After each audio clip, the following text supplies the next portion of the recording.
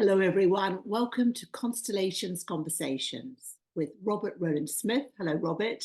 Hi, Nicola. Good to see you. And myself, Nicola Dunn. So, Robert, we were talking slightly before and we thought about our topic for today and we decided on accidents. We did. So would you like to kick us off with your first thoughts about accidents? Yes. I once wrote a book on Freud. You were teasing me about using that phrase beforehand, but I did once write a book on Freud. And in Freudian psychoanalysis, there's really never such a thing, or no such thing really, as an accident, because Freud in particular, in his book on the psychopathology of everyday life, hones in on the things that we typically do that are accidental, like Freudian slips, the most famous example. But he also talks about parapraxes, which are physical mistakes we make, like putting the keys in the fridge or something like that. And he talks about jokes as well, and obviously dreams. But if we think about Freudian slips, for example, because that's probably the best known of all, he will say, well, when we say something we didn't mean to say, a bit of us did actually mean to say it. And the bit of us that meant to say it, and he would say this, wouldn't he, because he's Freud, is the unconscious. So there's an almost universal law, really, in strict psychoanalytic theory that says everything that we do was intentional. It's just that the source or the agency of intention might, as often as not, be in the unconscious rather than the conscious. So you could say, I never meant to do this. And of course, consciously, I never meant to do that. I never meant to make that slip of the tongue. But unconsciously, I did. And then there's a question of who the I is in that case. So to use a sort of, and of course, slips of the tongue being Freud, often related to repressed desires, sexual material, fantasies that haven't been met. One of the best examples I ever saw of a Freudian slip was on television many, many years ago. And I think it was a chat show. The host was a male. He was interviewing a very attractive female. And at the end of the interview, he said, well, very good. I'd like to spank you very much.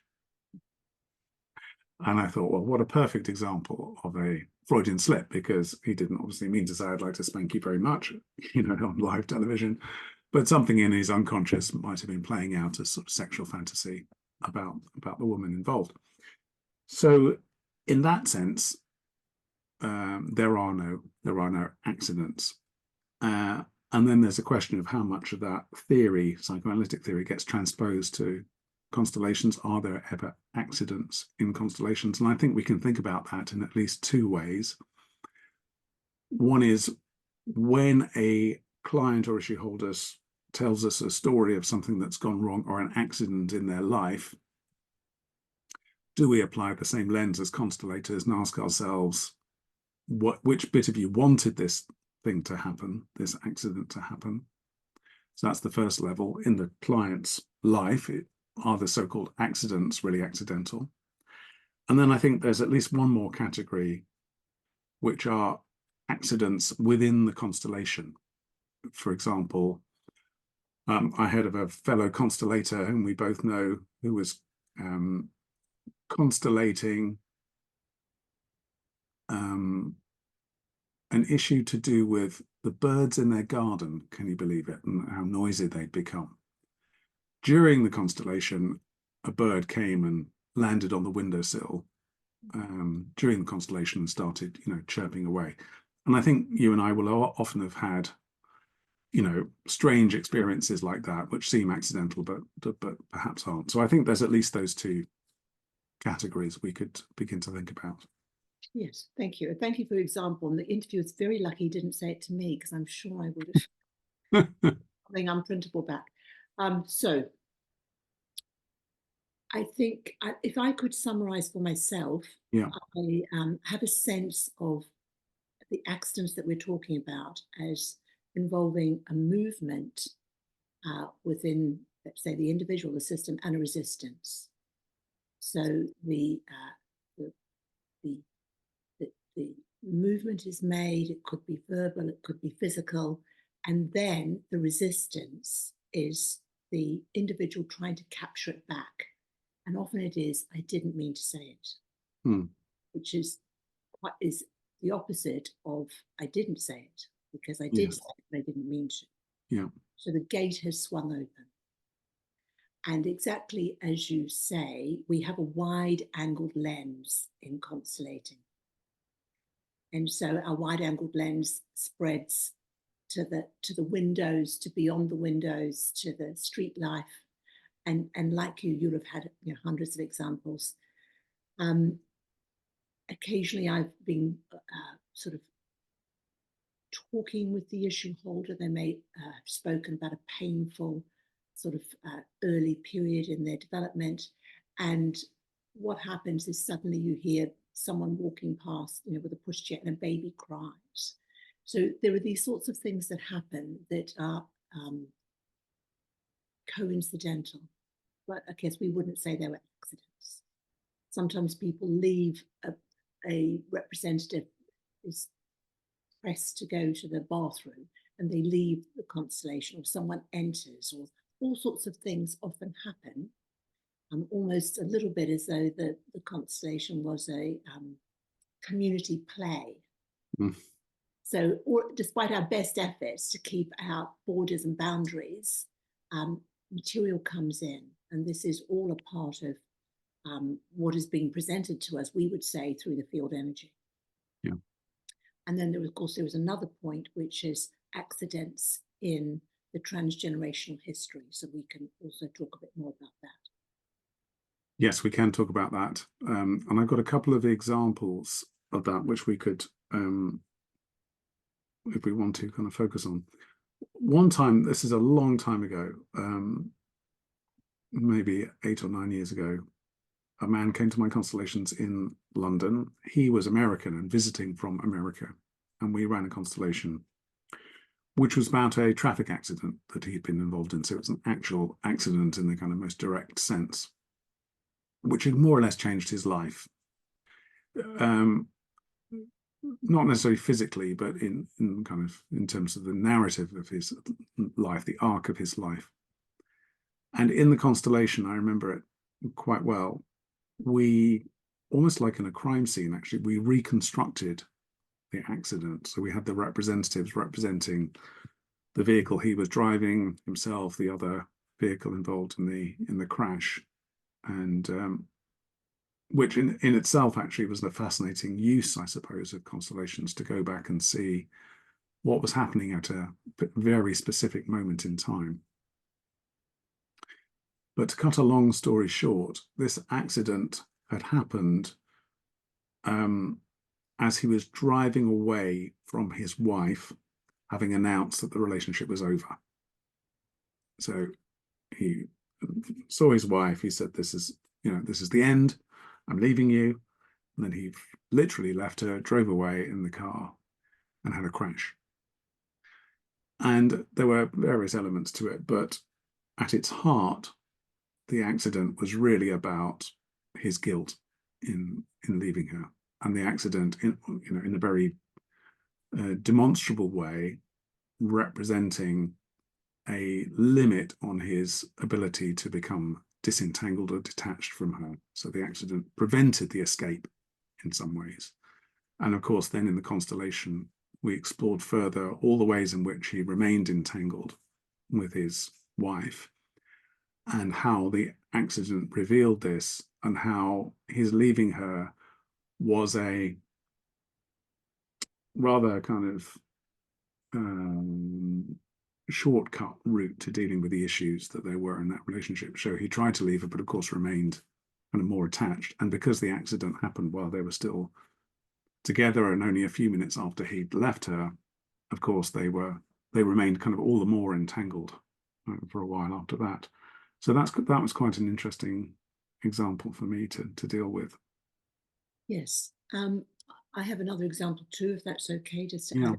Yours is actually really interesting, and this was where the accident hadn't happened to the issue holder, but it had happened to a parent who had been killed in a car accident, and she came presenting an issue with property that she lived in, and very difficult interactions with a neighbour that were quite persecutory. And then it transpired that these two properties were built under a road in the same country in which her father had died in a traffic accident.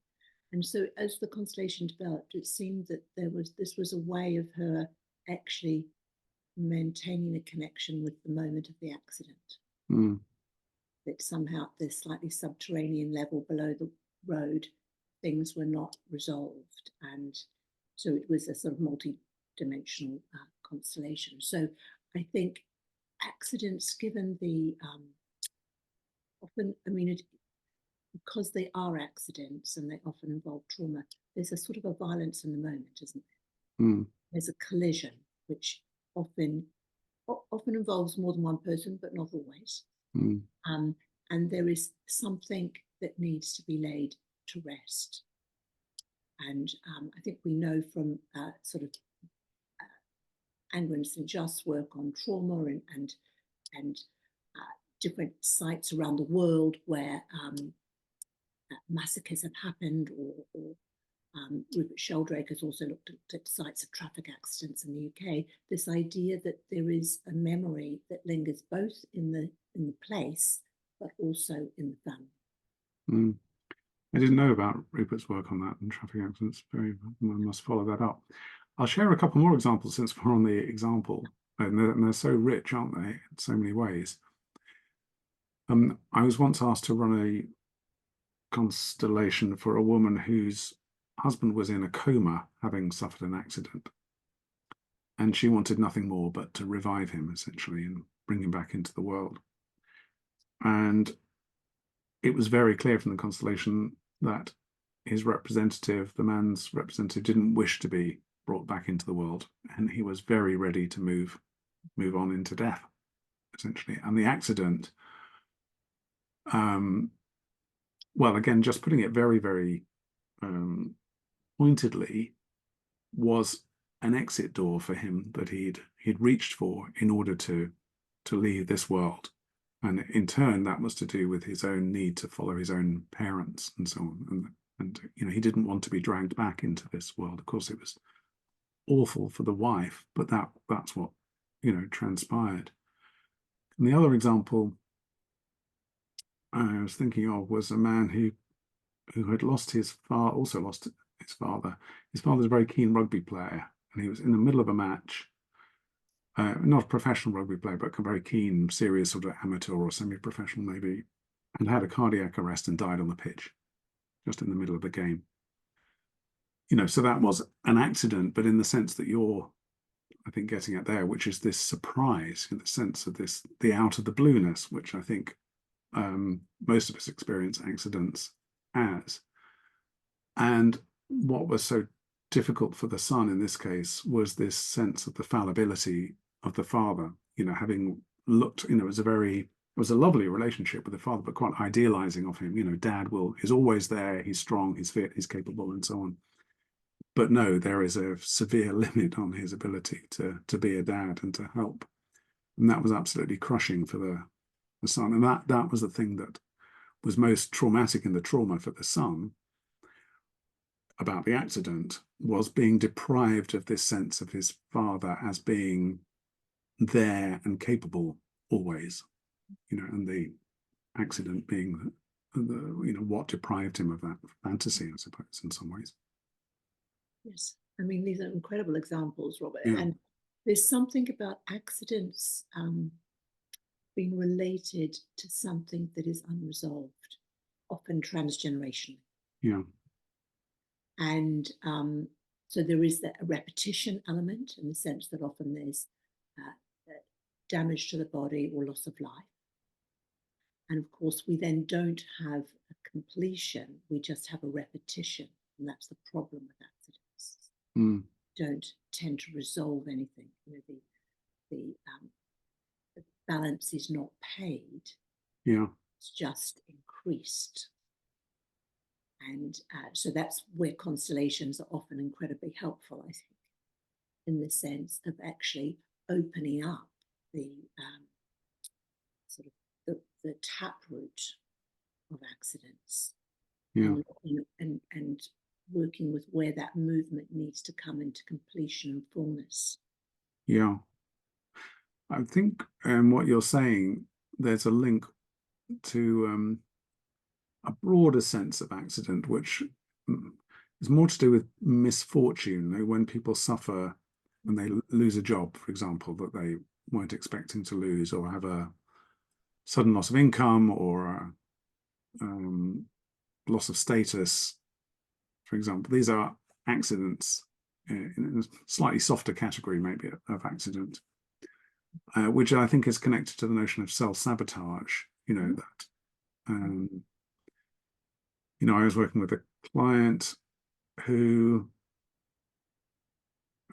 ended up losing his job, but and although it was kind of devastating in all sorts of ways, it actually was a repetition of what had happened to his father, who'd lost his job, in the previous generation. And so it was a kind of filial act of loyalty in some way, as if to say, I can't be more successful than you are. So I, at one level, agree with this catastrophe, this, accidental loss of my job, because it satisfies something deeper in me, which is a need not to exceed my father for fear of shaming him, really.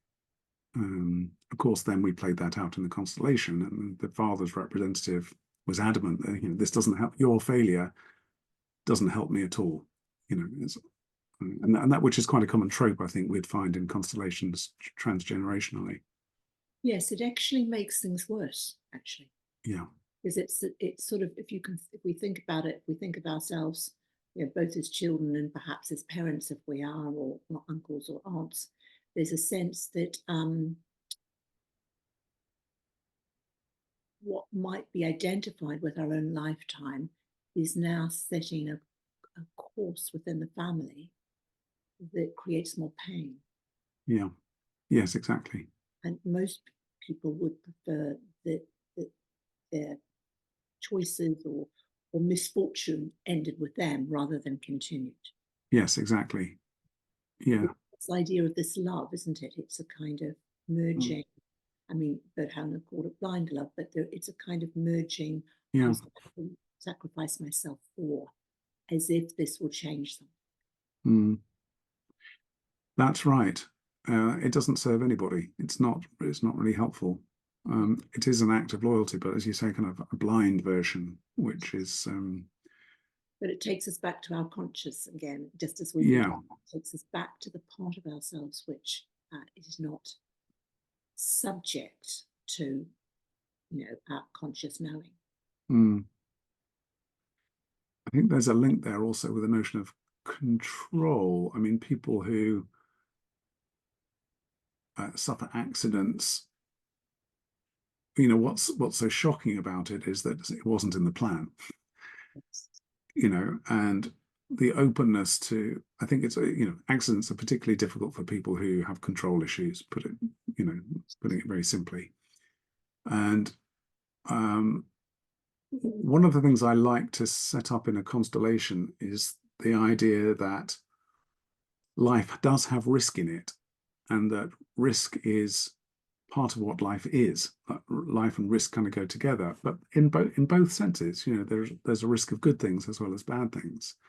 That life will deviate from the path which we might have scheduled for it, and the deviation in itself is neither good nor bad, but it makes us kind of makes us feel alive in a way. Yes. What I love about this, Robert, is you're opening me up to this idea that there are happy accidents, there are good accidents, there are often, we are personally here because of a conception accident, in a sense of the mind may have decided that it didn't want to have a child, wasn't ready for it, it was too early, it was too late, there were too many, or whatever, but that at the level of the unconscious, at the level of the body, given all the complications and processes that are required for a conception to happen, it did. Yeah. And then a life began. Exactly. Yes. No, exactly. And as a very young parent, I can resonate with that. Yes. Yes. And it made me also think that, the happy accident, actually, that phrase, I'm sure you know, refers to, that has a sort of link in Christian tradition, the happy accident of, we're recording this at Easter as it happens, and the happy accident of, the death of Christ giving birth to, the possibility of redemption is often referred to in that tradition, the Felix culpa. But I was also thinking about falling in love being a kind of happy accident, because, love has traditionally been configured as this bolt from the blue, or an arrow from Cupid, or something that we didn't schedule, or we might have hoped for, but hadn't actually planned necessarily. And it's quite interesting. I mean, as we both know, an not uncommon issue among people who come to Constellations is, looking for love. We talked about looking for love in a previous conversation. And it's sometimes the case that people who are looking for love get a bit desperate, and they've got an idea of what they want, and it has to be like this, and I want a person who, or a man or a woman or whatever, who fulfills these criteria. But then when you put in the representative for the potential love match, they're often quite resistant to it. They're sort of, well, I'm me, I'm not part of your plan, so have me for who I am. Don't have me because I fit a box on your grid of, future needs and criteria, and I think that's quite instructive for people to recognize that not only does love kind of come out of the blue, but the person who appears can actually be very different from what one might have, conceived or constructed, or kind of built up in one's own mind before they actually appear. Exactly. Somehow it makes me, I haven't seen the movie Barbie, but it makes me think of Barbie and Ken somehow. So there is one, it's a complete accident often to meet somebody that you match with. Yeah. And the matching is incredibly subtle and on so many different levels. And often it's not about sameness. Often the matching is the light and shade. It's about the difference. Yeah. But it's an irresistible difference. That's what a brilliant phrase. Yes. And that's what the accident is. So it is a kind of combustion, it's recognition. And even if there is movement, but there is, strong resistance, eventually the resistance is overcome. Yeah. And there's an agreement to move into this irresistible nature of what has happened. Yes. Yes, it reminds me of actually of an online constellation I ran during lockdown a few years ago, with a woman who'd, charming, very capable, very impressive woman, who was keen to, settle down and start a family, and she was in her 30s. And she'd met somebody and they got together.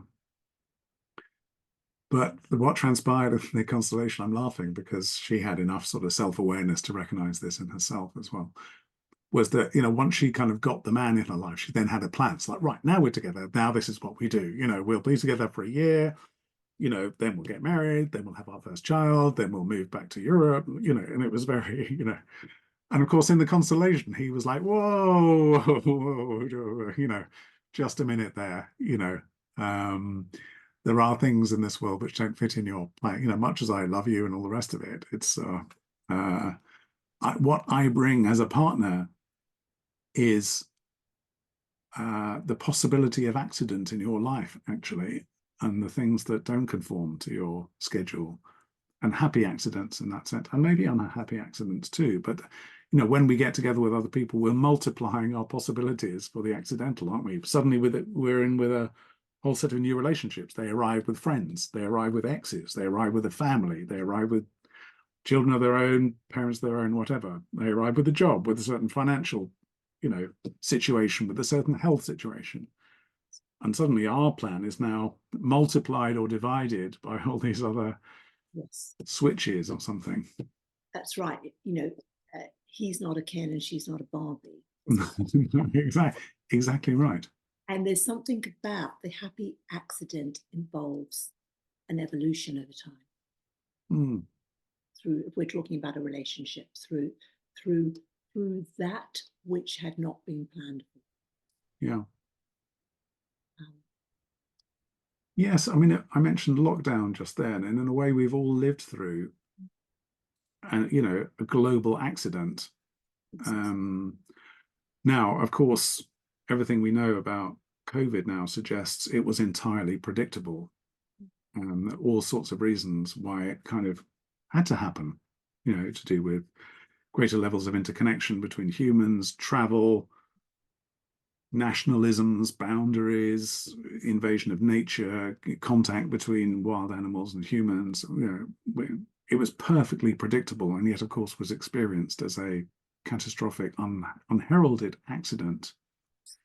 And I suppose it's interesting for us to be in a kind of post-lockdown world where, I mean, I don't know about you, but I still feel not exactly vigilant, not quite on my guard in the same way, but the sense that that memory hasn't gone, and that actually the world is a bit more accident, yes. a bit more risky than it might have been. Yes. And there are often, a handful of prophets who have some sort of foresight. I remember hearing a program about some, global health forum, and someone saying, we probably should listen to those virologists at some point. Yeah, yeah. So there are those who know that something is coming, but that there is also blindness which allows an accident because Yeah, there are those who are not turning towards it. yeah. And it is the sort of scar that lines through our generations. Mm, yeah. Changed us all. Yeah, no, right. And what you said there connects back to our previous conversation, I think, on systemic blind spots, because, in a way, there's no accident without a blind spot. I mean, there are blind spots that don't eventuate in accidents, but there are never accidents which hadn't, implied a blind spot of some form, aren't there? Absolutely. And even if we think of a physical accident, people always say, I was balancing on this and I just thought I could, or I tried to Yeah, jump over. And they have a sense that there was a decision point that's at right. which they took a risk. Yeah, And with hindsight, they now know it was a risk too far, but or there was a consequence. But of course, the accident, I don't know, also provides an experience. that's right. I mean, it's fascinating in terms of this sense, what Freud called the unconscious, I suppose, the known unknowns or the unknown knowns. Like, we all carry around with us all of the time in trivial ways as well as major ways, knowledge that we more or less accept into the conscious to process. We're probably doing it even now. We've got a meeting later today. We probably know we're going to be late for it, but actually we haven't vocalized that to ourselves or the person we're going to meet. We'd rather just ignore it for now. So it might be relatively trivial like that, or it might be something, more significant. I know I've got a health condition. I noticed something a few weeks ago. I chose not to investigate it or whatever, and I'm still sort of sitting on it a bit, and probably will, especially, we know men are awful for this kind of thing in particular. I'll probably sit on it for another few months and then before I do anything. It gets big, it gets bigger, then I'll do something about it. Exactly. Yeah, yeah. Yeah. So I find that fascinating, the idea that the accident, just as in a sense there's no accident that's ever an accident, to extend that thought, there's no accident in a sense then that isn't pre-known at some level. Or agreed to. Or agreed to. And that, I guess, it when we talk about victims and perpetrators, that's for Yeah, us, it's the idea that I might have agreed to this victim position. I might have agreed to it. Exactly. Well, it's a profound point, but I'm conscious of time, Nicola, and we're sort of there now. As always with these conversations, I feel like they've taken us in routes that we hadn't planned, which is perhaps quite appropriate for today's subject. But thank you very much for today, Nicola, and thank you everybody for watching and listening. Please do subscribe to this channel, and because that means you'll get alerted when we upload new videos. It also gives us a bit of motivation to keep going. And please do get in touch. You can get in touch with Nicola. She runs Constellations workshops, obviously, and she has a therapy practice and she runs trainings in constellations. So please do follow up with her. You can Google her, but you can find her also nicoladunnconstellations.com. Same with me, robertrowlandsmith.com. So like this video too. Also feel free to comment on the video too. It's very nice when we have some interchange as well. And we will see you again soon. Thank you.